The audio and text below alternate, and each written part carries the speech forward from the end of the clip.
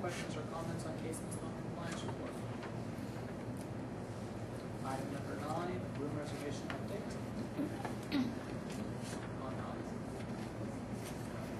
public comment for the West End room reservation is pertaining. Yeah, I guess my concern about this $10 per hour charge is the fact that, you know, this facility I'm sure is already funded somehow through WESELPA dollars, school district dollars. I'm not exactly sure what it is, but then to add on top of that a $10 an hour rate, it seems to me it's something you guys should take a stand against, because you're being almost doubly dinged, so to speak, as our taxpayers who, you know, this facility is funded by taxpayers, and then the WESELPA having to pay, or school districts having to pay, I'm not really sure which, that's kind of unclear to me, another $10 an hour for these meetings, I'm assuming, and CAC meetings, and all of these meetings that occur here.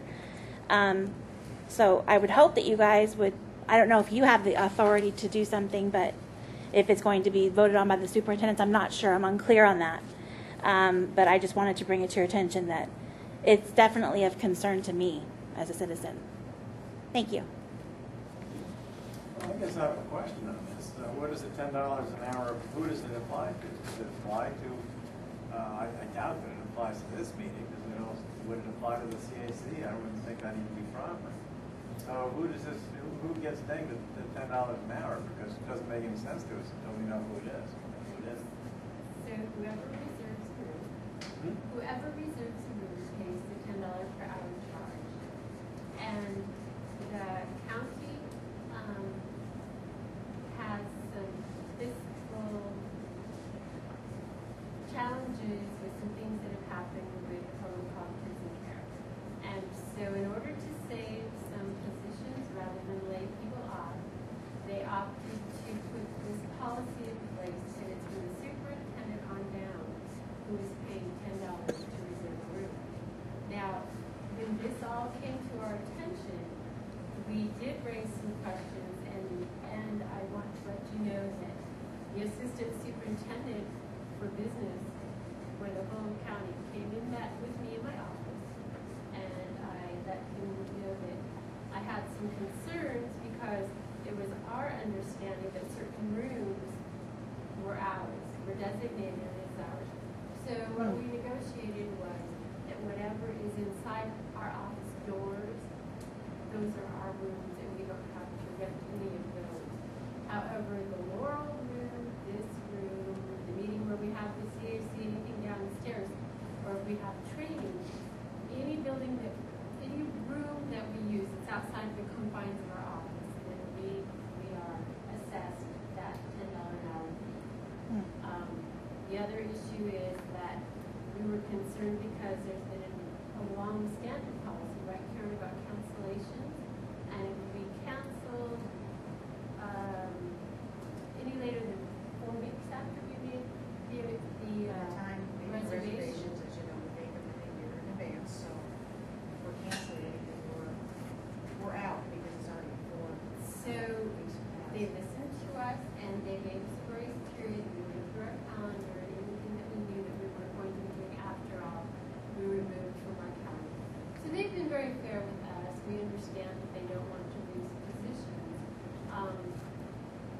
So actually, Christy, to answer your question, we do have it in our confines to the hours, and that's part of our rent. And then the rest, anything outside of our office, we rent just like anybody else would choose. And anybody, if the district wants to use one of our rooms, anybody, they will access them. About that, is there any consideration? It doesn't sound, you know, $10 an hour is probably not a lot. You know, when they had it all day, I think that this morning.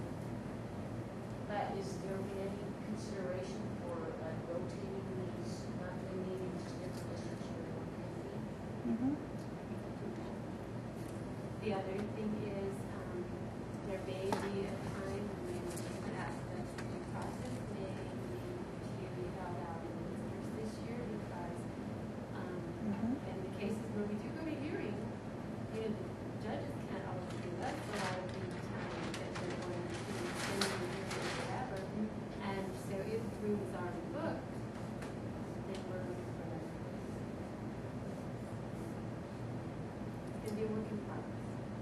May I add one more thing? Sure. I just wanted to say, you know, the IEP meetings are normally here for non-public schools. You know, that could be moved back to the district possibly. These are off the top of my head things I'm thinking of that are more and more, you know, more money. But there's other things that come to mind. So I'm sorry? We aren't paying for that room because Oh. that's within the glass room. Oh, okay. All right. Yeah, we're trying to be very mindful of what we're doing, but, you know. So it would be larger meetings that would really impact, or if there's a situation of a hearing where all the rooms are booked, then that might be bumped into the district or a neutral space to go ahead and hold that meeting. I just wanted to let the districts know too, that if you ever want to schedule a training here, it will be assessed at $10 an hour. I'd like to add to that applies not only here, but to all the buildings in the county office. It applies everywhere. And your accounts, his department pays and they have to get the So all county buildings. All. Except the Hallmark Parkway building is included? Yes, every. Is that the one they call the Briar building? No, the Briar is close to Costco or Sprouting. Mount View building, is that the whole? That's in Sprouting, Southwood. Well, it's not listed on, oh, the support center. Yes. That's the Hallmark. Yes, Yes. okay. Everywhere, because, you know, where I came from, different divisions, we had staff development all the time, and they just reacted. Same reaction here and there, everybody. Yeah, but when we'd already, you know, reserved rooms that you have, Yeah, it was like, exactly. well, wait a minute, we need a chance to do this. Otherwise, we just couldn't pay for it. But then, like I said, they came, they met in my office, they listened to us, and responded very quickly. And I feel good that they were willing to work it out.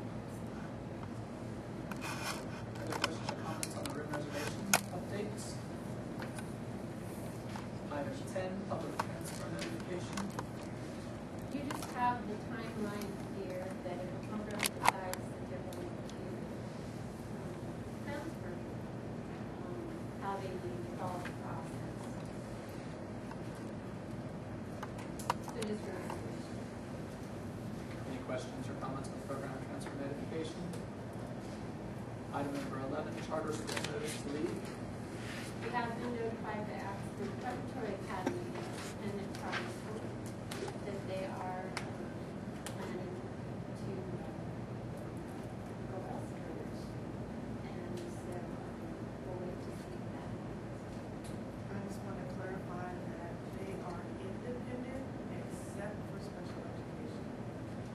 So I don't collect any money from them for their general ed kids. We have an MOU for special ed.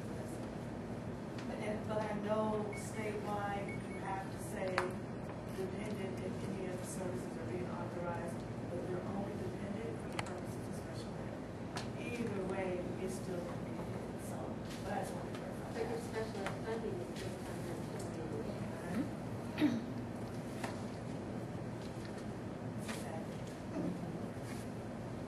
Because there's a domino effect, it's not just the funding, it's the employees, it's the other stuff. I mean, we're gonna have to lay people off. That's the part that's not. Any further questions or comments on the charter school notice to leave? Item 12, private school meeting update. Just wanted to let you know that schedule is our school meeting on September 26th. We notified all the private, non-sectarian, non-public, non-sectarian, non-profit that will be holding the meeting, and a portion of our federal funding has to go to a proportionate share to fund services to kids in schools. And so we're sharing an updated version of the PowerPoint with them that explains the background of that and talking about how the calculation is done and planning to continue the consultation services.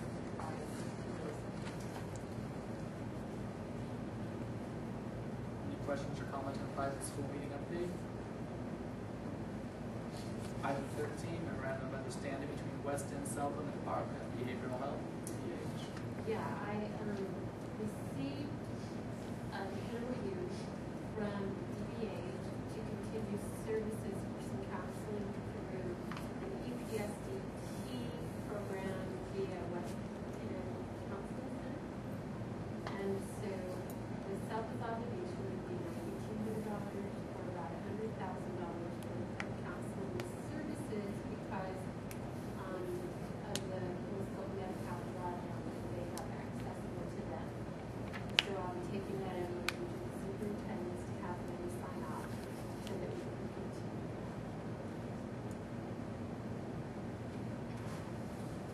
So I guess I have a question about that. So We want to ask for that MOU. how does that impact our students? Not to be formal, not just an email or what. Yeah. Is that when we send a referral to Western clinical counselors, or if you have a student who's already been served by the Western clinical counselors, they may say this student has an intensive needs that we would like to refer them to Western clinical counselors. So then the student would have to know how eligible they are. And so it's just one more avenue for community service partners. It's EPSDT, like I said in the beginning, and many of you may have EPSDT counseling programs around.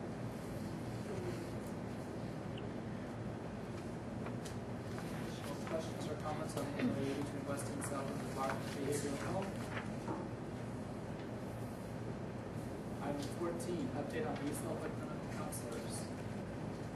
If you look at the handout for C14A in your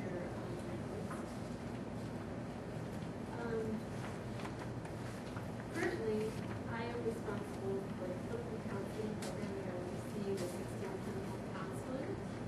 And so when I came, I said, kind of need to look at where are the numbers of students being served currently. We have 16 counselors.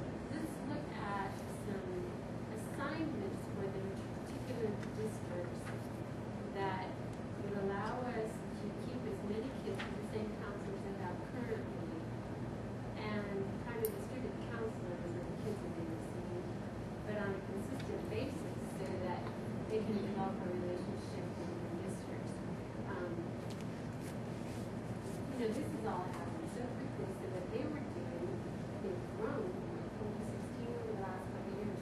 As referrals would come in, the leadership team would sit down and say, who has the small caseload and let's move that student to that counselor. And I said that maybe we want to stop and think about if we had people in specific districts, then you would know to refer them to that team.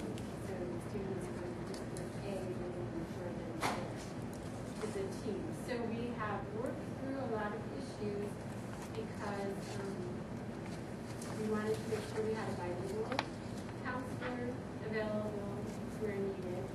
We wanted to make sure that we had female and male counselors available, just a whole checklist of what we were looking for. And then they've been working to transfer the cases that maybe they already had that weren't in the districts they were assigned to. So that's a process too, because the relationship that's built between the counselor and the student is very important too. So it's a process. Here's the assignments, and I just wanted to be aware who's in your district so that you can start to touch base with them too. The next one is facilities. Currently, our clinical counselors are housed at 2 sites in Central District. There's been an offer from another district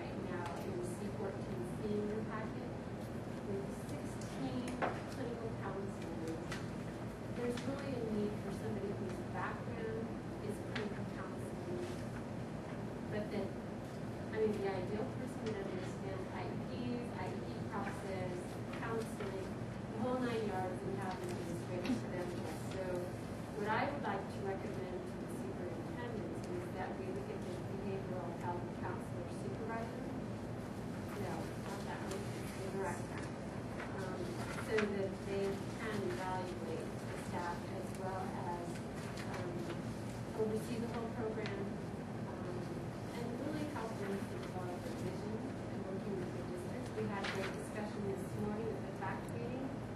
We're receiving $2.8 billion in additional dollars this year, and we really need to come together and decide which districts have a vision for what they want to develop as their own clinical counseling program, which districts want to participate in our clinical counseling program.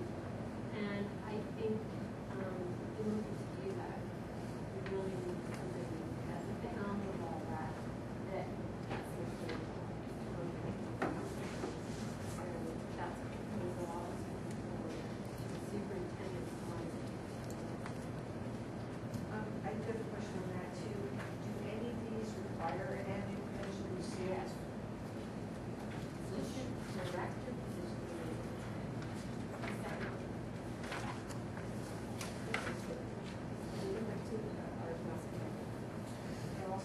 Excuse me.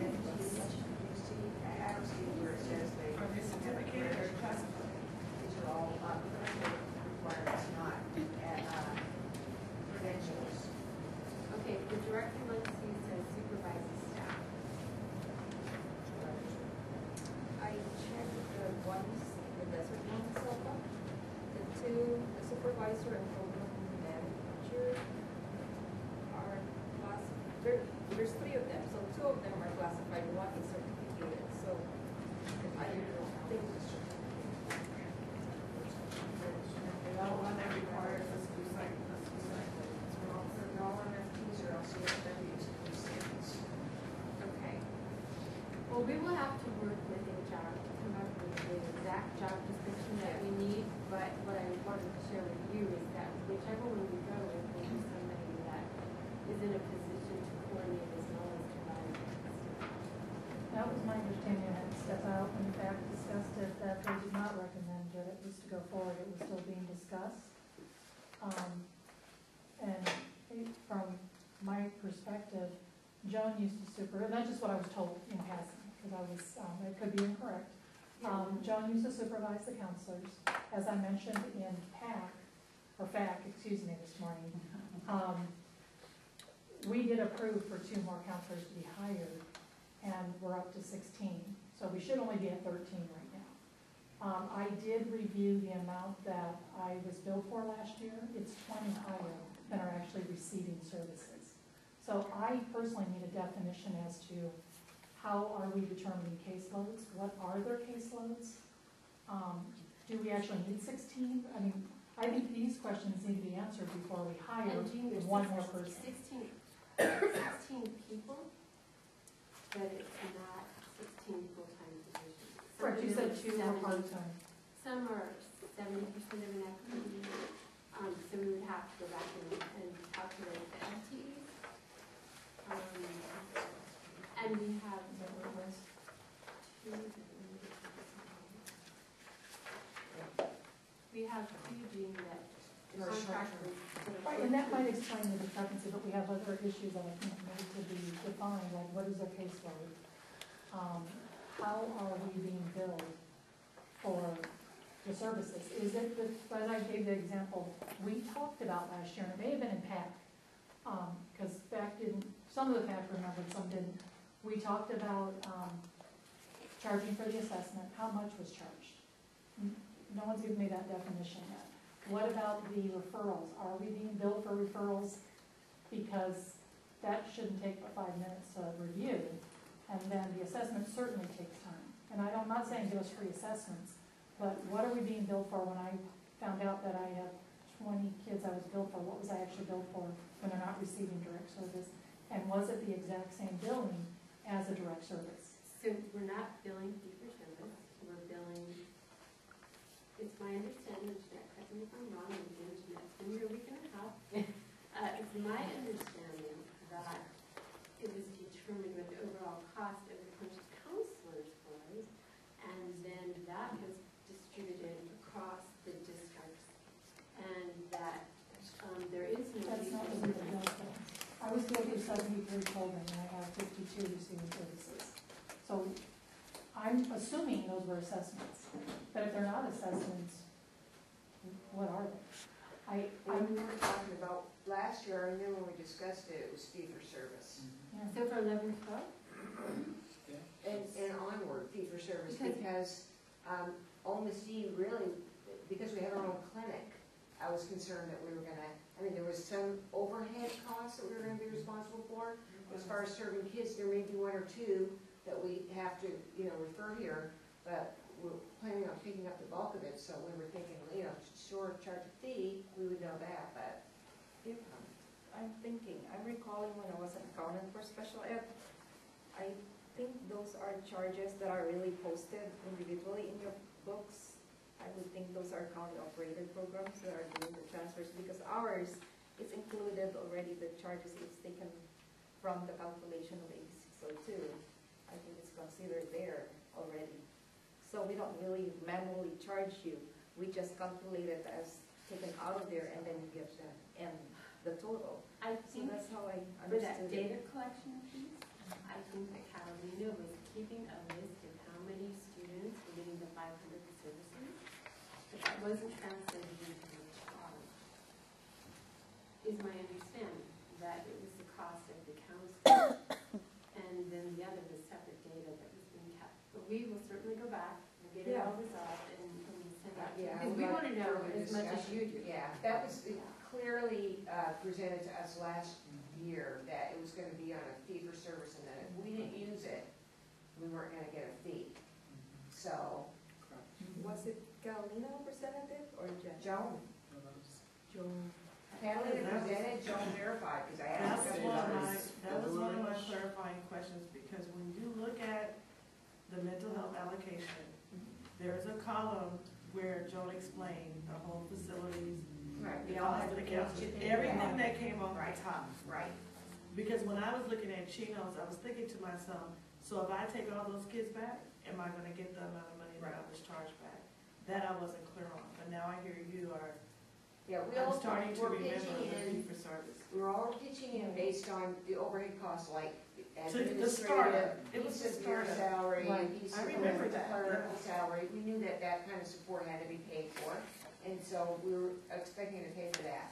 As far as individual student, there was gonna be a fee, whether it was based on the actual cost, it was gonna be based on if you used it. There's It wasn't absolutely, like a we're not gonna be pyramid, it getting was it. like 5,500 if they had one or two. I just remember, I have to go back to one of our agendas, because the fee schedule was actually, well, a mock-up of a fee schedule was actually in Correct. the back end. And the fee schedule was structured based on the amount of services. I'm starting to visualize that agenda. There was a fee schedule, That's, a model of a fee schedule. It wasn't the official. Right, but then my it is what understanding we was talked it was about. never fully approved either. So now Right, I'm when wondering, it came what to am us, I it being billed wasn't. for? Yeah. When it came to us, it wasn't, it was a proposal. Because it was So a mock-up, something- it was a sample, and we had You an remember opportunity to that? discuss, and I'm thinking it was Yeah. February. I could be wrong, but I Good think it was February or March. So, That'll help me from going through every single book. Thank you. Probably right. If not, that's why I'm writing it down, because he's So right. that's February 2011. that would be February of 2012, we would have just, Okay, our last Is what fiscal year. it was, Okay. yeah, that's what I'm I thinking. think you're right. We had taken that piece to superintendents, I believe it was 3 times, At and least. Mhm. Mm-hmm. never really finalized, I guess. That might be part of some of the Confusion. confusion, because Certain pieces were And taken that was out. the- it was kind of parsed out, because the superintendents kept pushing it back for more clarification. Yeah, There was a lot, it was a lot of back and There was forth. back and forth. I don't remember, well, we certainly didn't have any final agreement in On this the room fee schedule. on the fee schedule. I know that superintendent's council kept bumping it. I mean, there was this constant movement back. There was never any What I do finality. recall is the residential was taken off the top. Right. Right. That everyone remembers, Yes. and everyone can Everybody remembers that, yes. But beyond that, I had It's- to find it's my free. notes and. So anyway, in order for me to figure out really to pinpoint it, if you could maybe ask your fiscal staff to research what is the transaction number, then I can go from there. Because that's the only way I could lead, into researching what it was for. If you have the cash transfer number and the date, then I'll go from there, hopefully. You know what would be so helpful?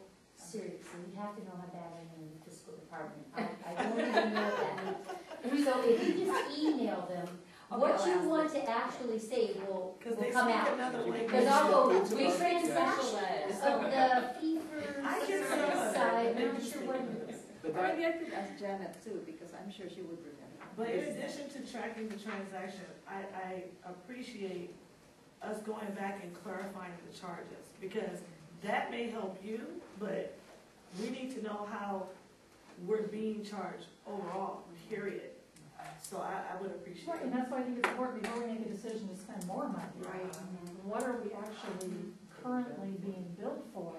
And then we may say, oh my gosh, absolutely, we can afford this, but I have a question about that as well, and only because we just previously were talking, and I realize that there's a large pot of money that we have received for mental health services, but we were also talking earlier about room rate charges so that we can save positions in the county.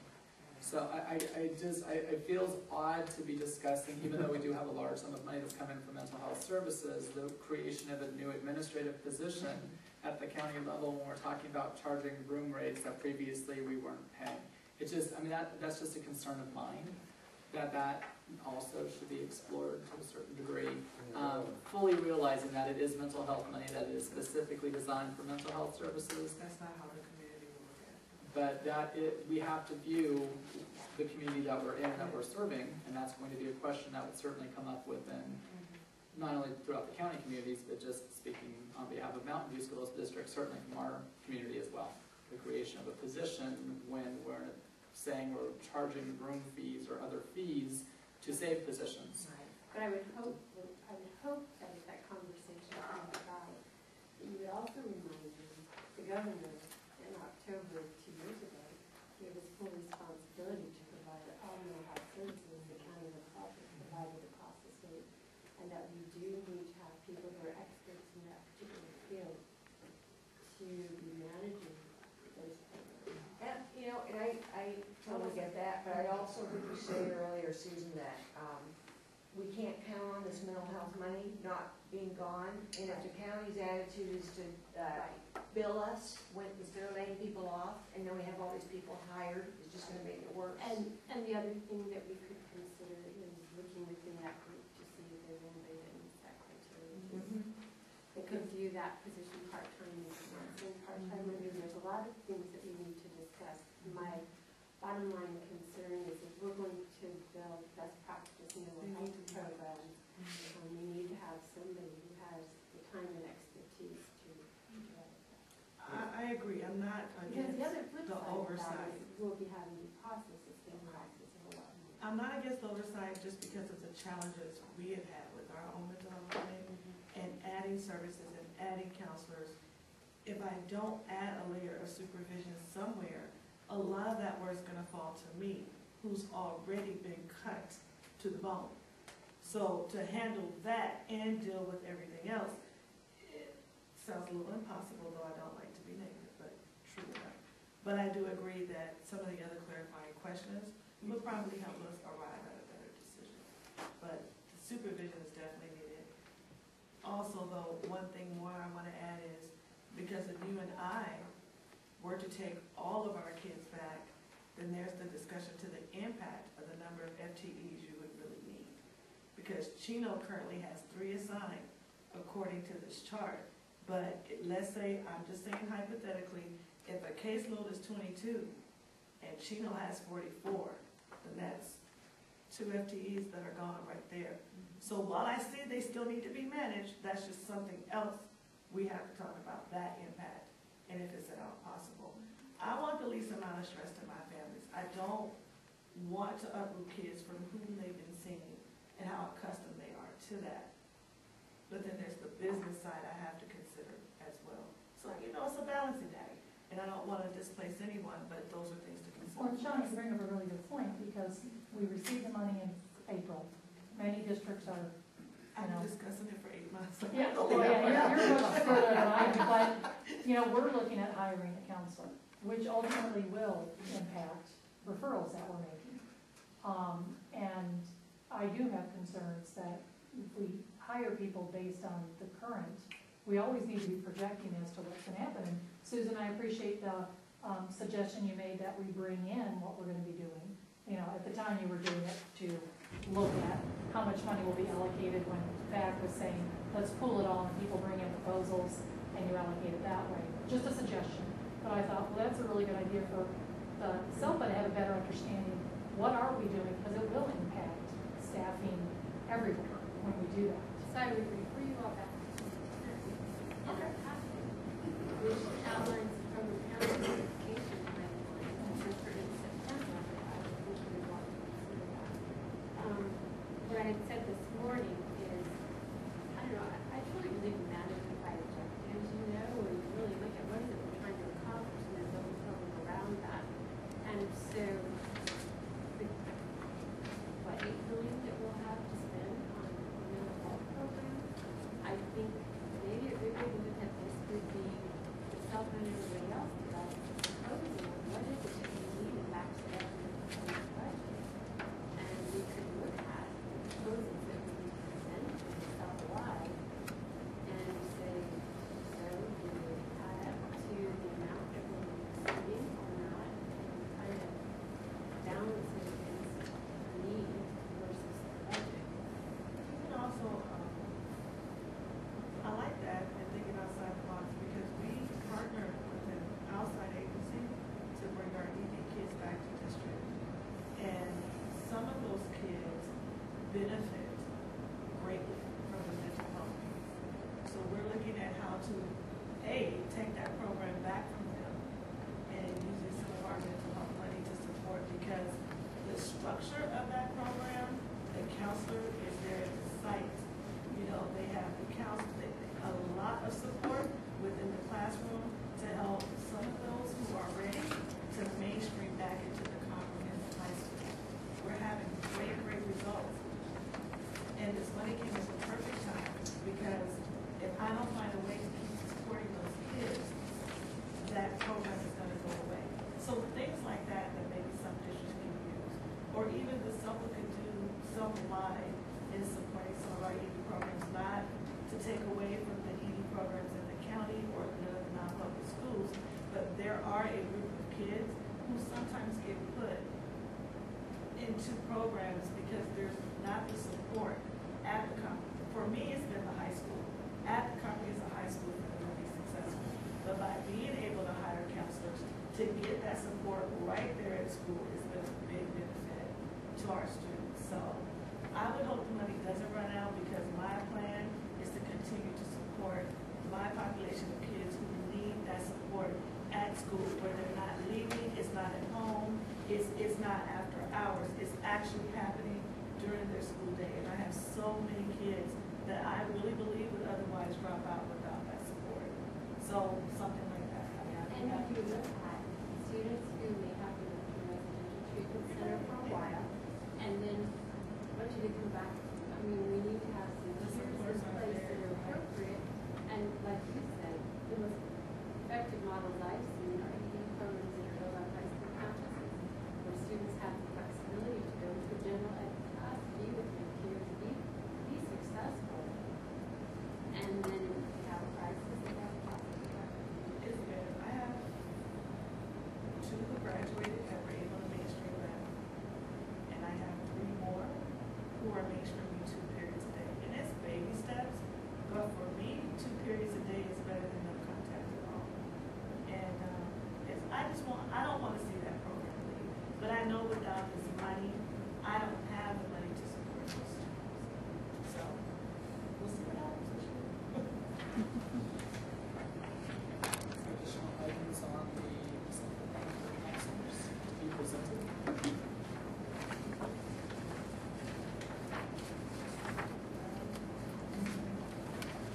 You're at board. You're at coordinator, state facilities coordinator, so we're at D. Yeah, technical staff. You had approved also a technical staff person for clinical counselors, and we do have a substitute, Right, we just got ready to go. Substitute person for the meantime, and we decided like, There's a hiring freeze. Our county one, Our substitute.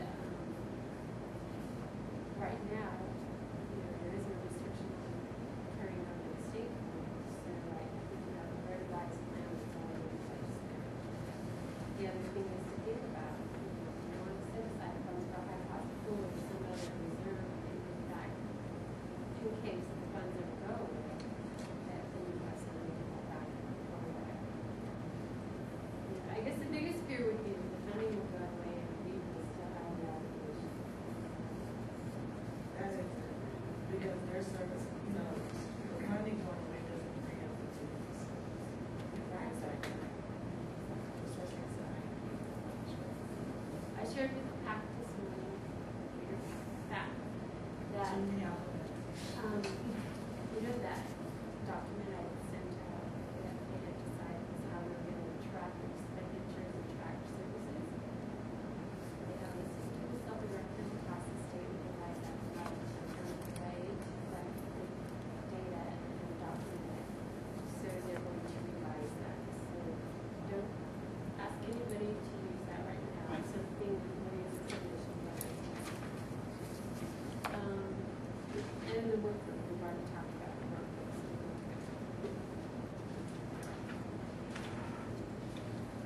Questions or comments on the update on WESELPA clinical counselors?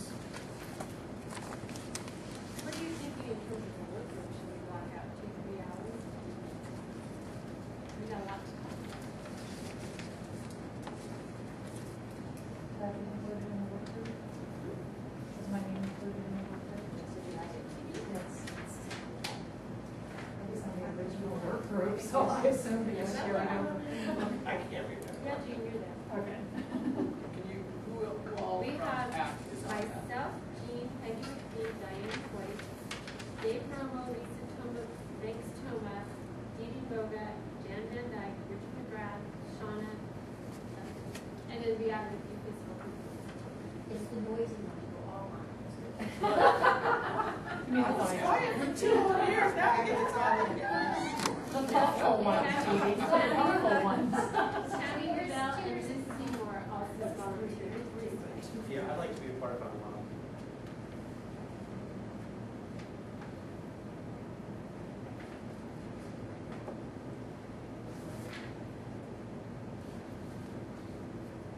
And the only other question I had about that whole thing, and I know I won't beat to death, was about a year or two ago when we were talking about TPO and mental health, when we had somebody with a psychiatric background was going to be key to building that team up because the kids that were being seen didn't have anyone that could do medication. And we brought that up several times, and that's like, I'm not hearing it, so I just maybe in the work group, I would still like to talk about that. And you know, when we get together, there are some new AB 114 docs that are on the CDD website. And one of them is about assessment, what's the appropriate assessment for home services. But there is guidance in one of the documents about medication.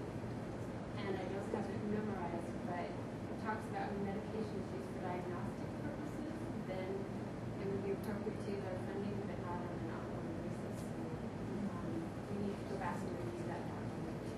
What was the number? I'm sorry, AB. AB 114 was the law that replaced AB 3632. So if you go to CDE website and put in AB 114, there's FAQs that have been updated and then a whole bunch of new documents are added about the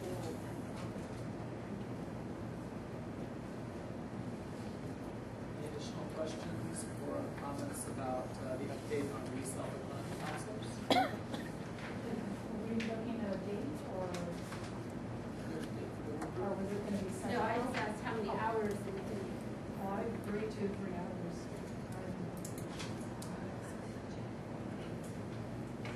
I don't have any flight.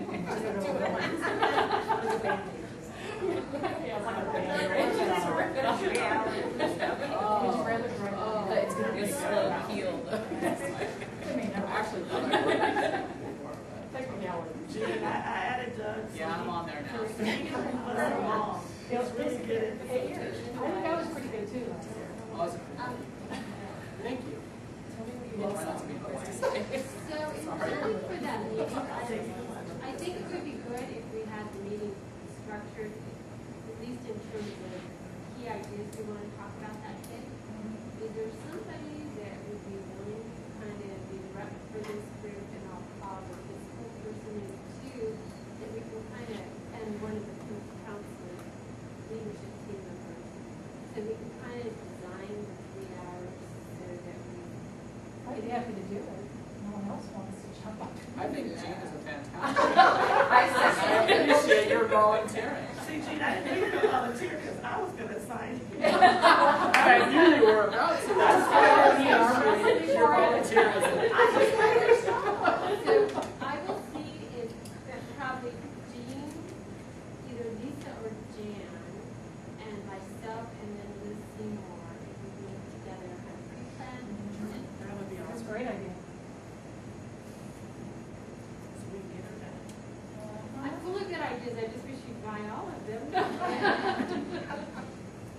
that'll never happen. He's 100%. Hey, it's not just me. Dee Dee, too. Can I second that too? You're just a little more stubborn. I'll agree Long with day. that. It is hard. I'm quiet in the afternoon. I was gonna ask you, were you okay? She was at CWA this morning. Never mind. She missed her naps. You had your coffee wore off by now. Any additional comments or questions regarding the WESELPA clinical counselors at this time?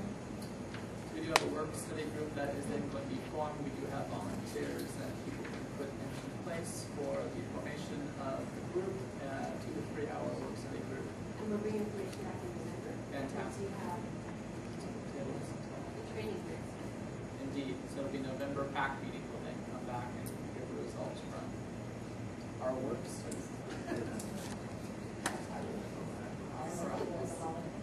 Item number 15, 2012-2013 meeting dates revised. This is Karen. This is due to CWA, so it only affects the September meeting and it affects the April meeting. Those two came on the same day. Also regarding if you have a joint meeting, that'll start at 8, okay? Do that. Joint meetings are the 8 o'clock meetings? Yes. Okay. That's how about that? And Backpack suits. And our normal meeting starts at. Backpack suit. That's good. what kind of soup is that? The January meeting, AXA pushed their time back this year, so that affects our January 16th all-day training back. So we will have to review dates later on. I'll get some dates and see if we can lock them up. Do all-day training. Here's the Who's thought. going? I am. You're. Here's the thought. I'm driving, how about that? They wouldn't even let me pay out of my own pocket because they said it would show that we're spending money we don't have last year. Yeah, but that's really such a. It is, it's one of the best conferences to go I to. couldn't do on, I was born into this game, and I could not move it out there. You get all the updates there, I mean. Here's my thought on, for what's with January 16th. We have scheduled Teresa Butterfield to come in January 11th to do her EL and disability training. Would you want to change that 16th date to the 11th when we're doing training, which you were going to have an all-day training as it was on January 16th? I'm sorry, I'm confused now. Yeah. Let's go back. So we have the 16th. January 16th, When's the you have- Butterfield meeting? January 11th, January 11th is Butterfield. The 16th, what were we going to do? all-day training. On, We had decided. oh, topic undecided. Oh, beautiful. That's where my confusion was. That's what I'm saying, so we could tell you where we can assume and have it on January. No bragging about it, Sean, look what happened. There we go. All right. So then we would then have, so our training would then be the Butterfield Yeah, training. I like that idea. So we, It wouldn't be just ourselves, it would be other people who may want to bring, like if I didn't know anybody else, but we'll be doing so I mean, with the training that was scheduled for the 11th for special education. replaces our 16th meeting, and there's no conflict with that. How do we feel about it? It's a half-day training. That works fine. For 1 to 18. Would there be a fee with that? Something in the afternoon, or do you know? If it were only half day, would there be a fee? If it's only half day, would there be a fee for it? For the training? The training, because there's a fee for the one coming up, because it's an all day, so this lunch, and that's what we always do. So So I'm just trying to we see. will open it up to outsiders and charge as typical, but people who do this stuff will cover it with our staff development. And then if so was a principal or something, I'm just trying to figure out who to send the information to. For sure, if you to get whoever was the EL students, so they have information about classifying students who have a disability, which really puts hard on that, and so it's really great to have that information. Any of your staff that get a better understanding of how sometimes students with second language and a disability have difficulty passing the what is the test? It's self-testing. What I have done within what I was proposing at this point is taking my middle school, my EL, for classroom teachers, psychologists, speech language pathologists, and preferably a resource from SDC from each campus. Just because those are the key players in the student study program as well, and where I tend to find the greatest questions that come up related to EL and or special education in the future comes at the early phase of student study, and the question of are we looking at an EL issue or are we looking at special education or are there other mitigating factors. I'm hoping that that will help start to take the information out, and that's how we're doing it. I like that. It's a huge impact to the state. Yeah, that's what I'm wondering too. Okay. So do you want maybe numbers to determine how large a venue we need, or do you want to tell us what our limit is? Because I have a list of people I want to invite, but it's going to whittle it out real fast. Well, I got one gymnastic on that. I did a big list figuring out to use my EIA funds as well. So that was, I tried to look for people who were 50 substitutes, just lost. Technology should be. Absolutely. SLPs are also, and it depends on the campuses, but they're playing a crucial role as well, because often if the issue comes through as language, it's going to be referred through speech language pathology, who are then put in an awkward position at times of determining if it's an EL issue or if it's speech language pathology related issue. So it's fantastic information. Having previewed the information and somebody from the training would be good for all those positions. People who in and out, at one visa program, there are some questions, especially with kids who haven't been in school. There's no English spoken at home. There's none. The kid hasn't been in school. They're now in 8th grade. A lot of that is starting to happen. Speech pathology. Did you already reserve the room? Hope so. Anna's been working on that, and I haven't had a chance to ask her. Why don't I try to get a flyer drafted up and Safely. save the date, and then see, how big we can go here. Put it out to you guys, and you guys can let me know who you want, kind of a rough estimate of count, and then students here, okay, call out to your district, so we'll go from there. Let me know. We have a professional development center. Field trip to China. Yeah, how much you gonna charge? Yeah, what are your rates? Only $9.99. Not till 9. We'll talk. $9.99 an hour.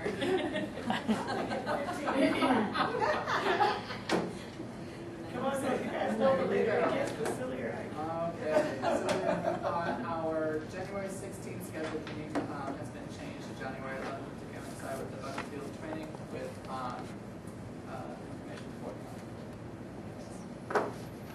Any questions or comments about the meeting date revision?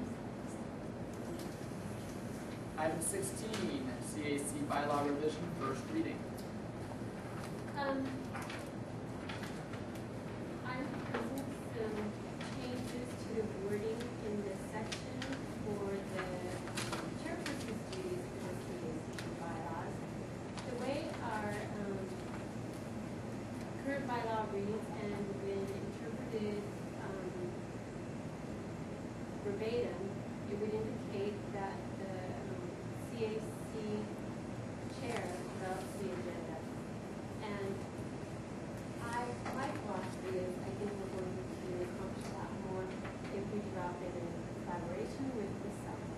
And so to allow the CAC chair to feel comfortable that is okay, I'm proposing this change in wording that you will see that in collaboration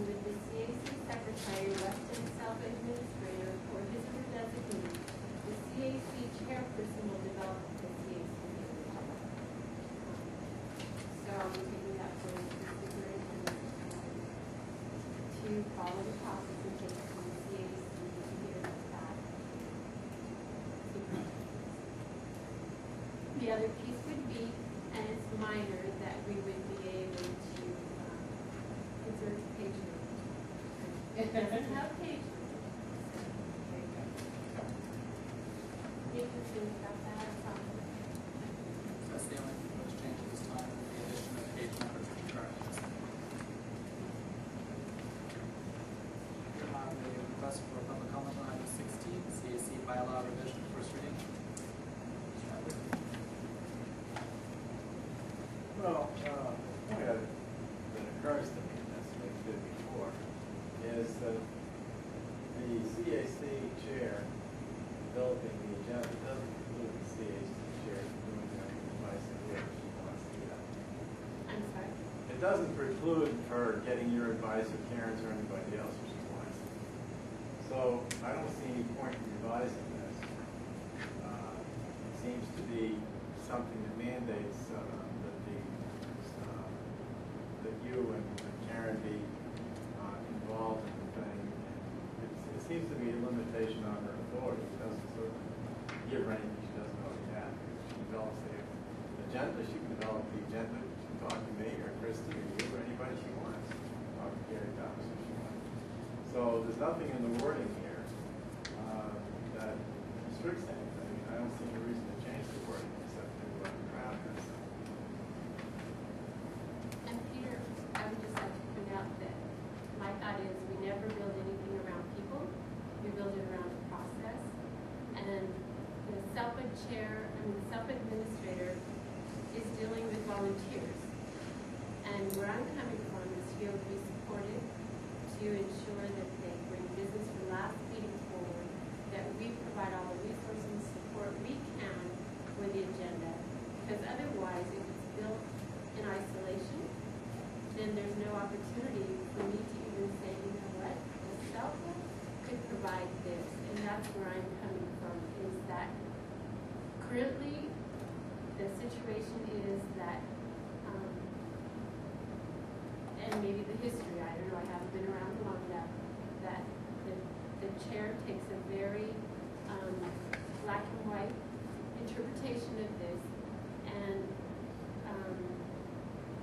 prefers not to build the agenda with the input from anybody else.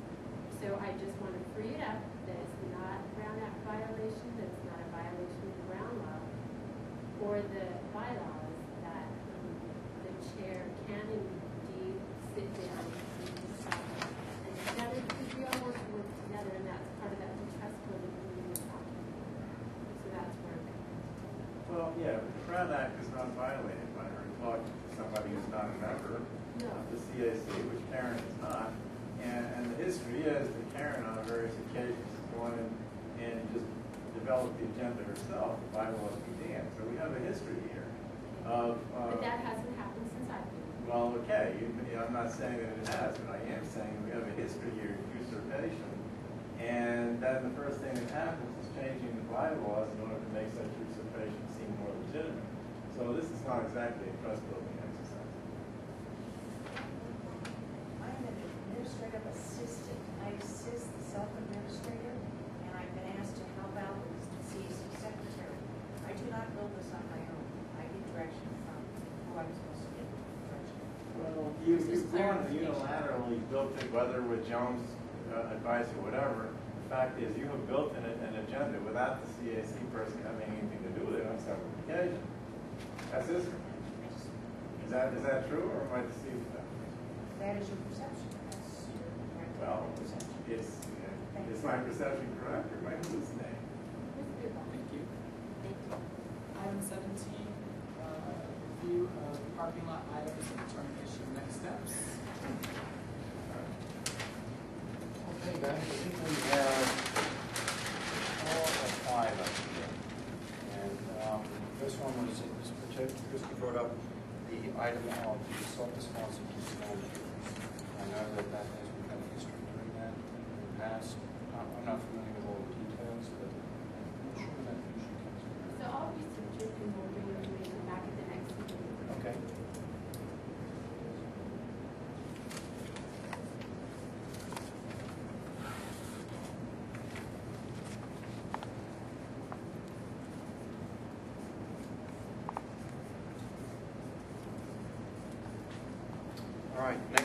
was on 10/12/12, town hall candidates, for all the candidates who are running for local office. Is that right, Christie? Yeah, school board. Okay. For school board? The school board, Yeah. okay. So Garth, that's just information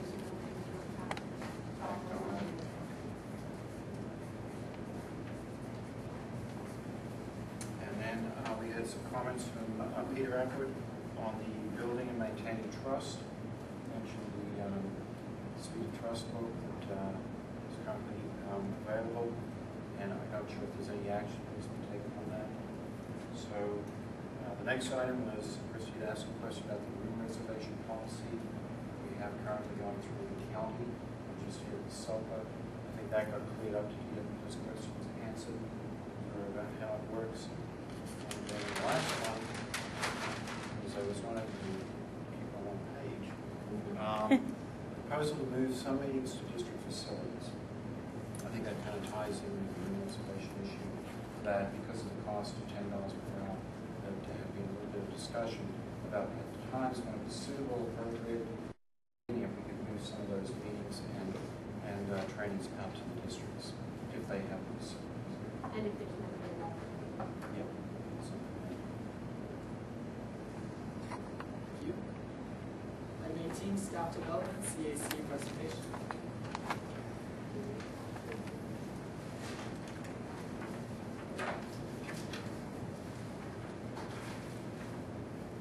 So let me just give you a brief overview of the trainings we have coming up. Okay. But I just want to confirm what we've actually looked at. Okay.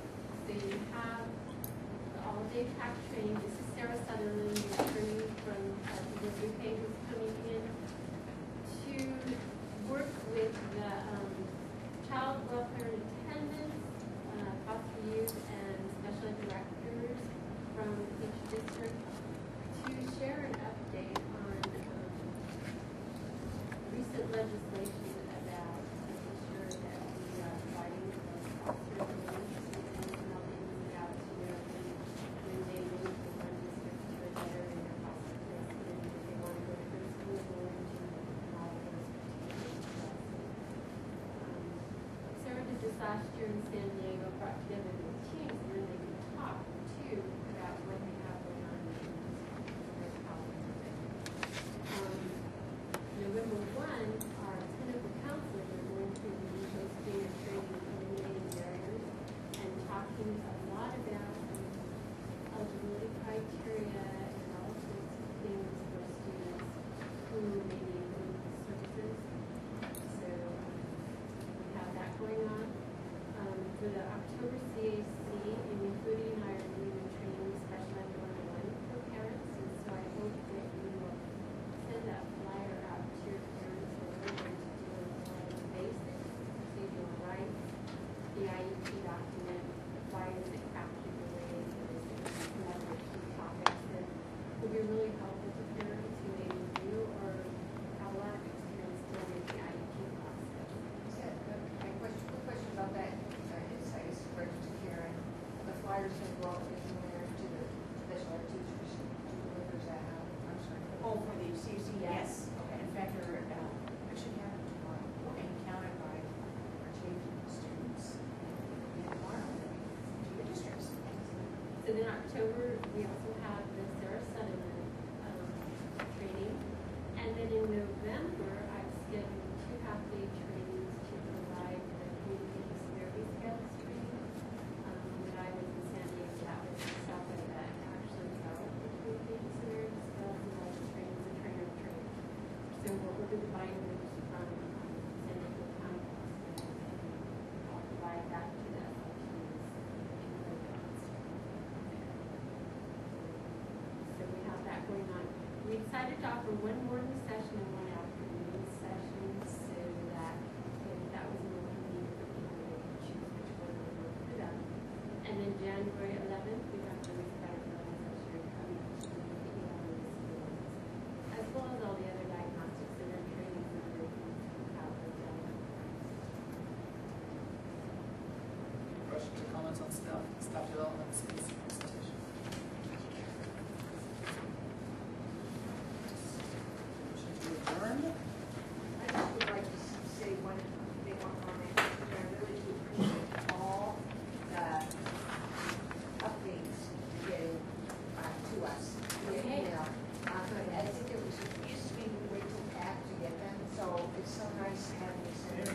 And I feel like that's information we probably needed yesterday all the time. And the big one too, this time around, was that the CDE has changed a lot of the reporting dates for the fiscal people, because rather than having them spread across the year, they're like 4